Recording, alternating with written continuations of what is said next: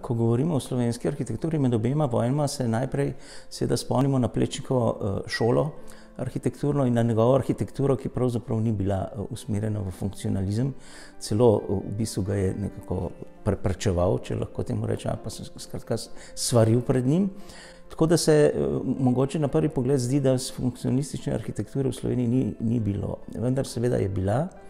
Ne samo to, imeli smo tudi vse tisto, kar sodi zraven, imeli smo teoretike, imeli smo celo zasebno šolo, ki jo je vodil Černigoj nekaj časa v Ljubljani, imeli smo revijo, ki je to popularizirala, celo v časopisih, običajnih časopisih so iskale cele serije člankov o sodobni arhitekturi, imeli smo razstave, imeli smo tudi klub arhitektov, ki so se potem recimo imenovali kot petkovci in tako naprej, ki so se za to zavzemali in tako naprej in tako naprej.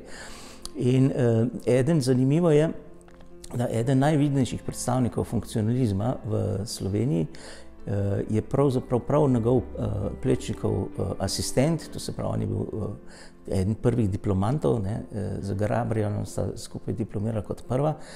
In da je prav on, ki je nekako, celo asistent je bil njegov, ki se je nekako podpiral Plečnika in tako naprej. Skratka, je bil, potem se je razvil v najbolj, bom rekel, zagretega funkcionalista. In tisto, kar je zelo zanimivo, je to, da morda je ravno to njegova največja kvaliteta, da je on poznal, da je imel to Plečnikovo šolo za seboj, da je imel vsa ta nabor v bistvu tega klasičnega znanja, s katerim se je lotil seveda potem tudi funkcionalistične arhitekture. Kaj jaz tukaj mislim? Hotel bi povedati, da recimo mi smo imeli v Murski Soboti Ferija Novaka, on je bil pri Corbusierju, tudi je delal in tako naprej. On je bil eden izmed sigurno tistih, ki je najbolj sledil, torej bom rekel, Corbusierjevim napotkom. Corbusier je kar povedal, kaj je funkcionalistična arhitektura. Je imel 5 točk arhitekture, ravna streha, horizontalno okno in tako naprej, preprost tloris, pa dvignjeno od tal, in kdor je to naredil, je bil že funkcionalist.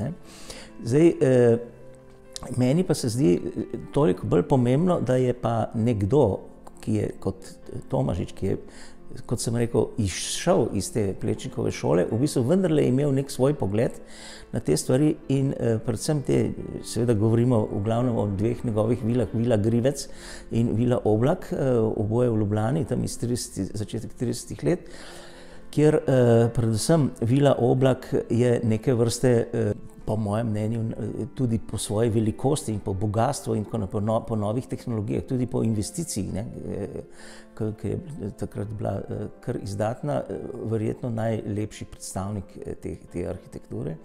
In tisto, kar na njej vidimo, in tisto, kar se mi zdi res najbolj pomembno, je to, da vidimo nad vhodom en lok.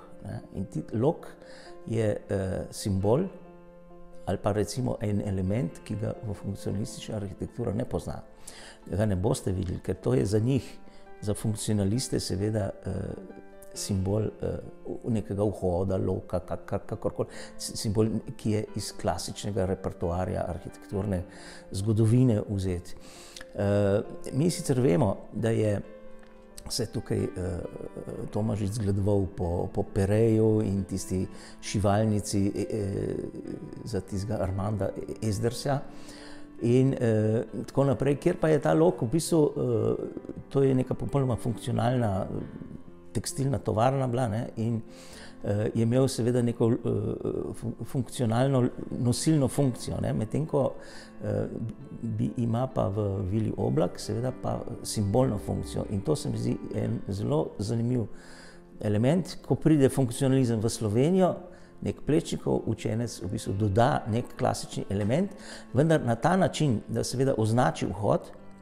Vhod je označil tudi v vili Grivec, samo ne z okroglim lokom, ampak s kvadratnim, bom rekel, okvirom. In da pa ne gre za klasični lok, se pa pokaže s tem, ker to je izjemno tanek lok iz armiranega betona. Se pravi, uporabi za izdelavo klasičnega, bom rekel, elementa, uporabi sodobno tehnologijo, ki jo v bistvu funkcionalizem uporablja. In na ta način je on dejansko povzdignil v bistvu ta funkcionalizem, da to ne gre nekaj, kar se kopira, ne glede ali preko revij, ki jih je seveda in knjig, ki jih je Corbusier izdatno izdajal, ali pa vemo tudi, da je bilo kar precejšnjo število naših arhitektov pri njemu in tako naprej. Tukaj ni šlo za prenašanje dobesedno teh funkcionalističnih načel, ampak je najpomembnejše to, da je Tomašič zmogel in je dodal nekaj svojega.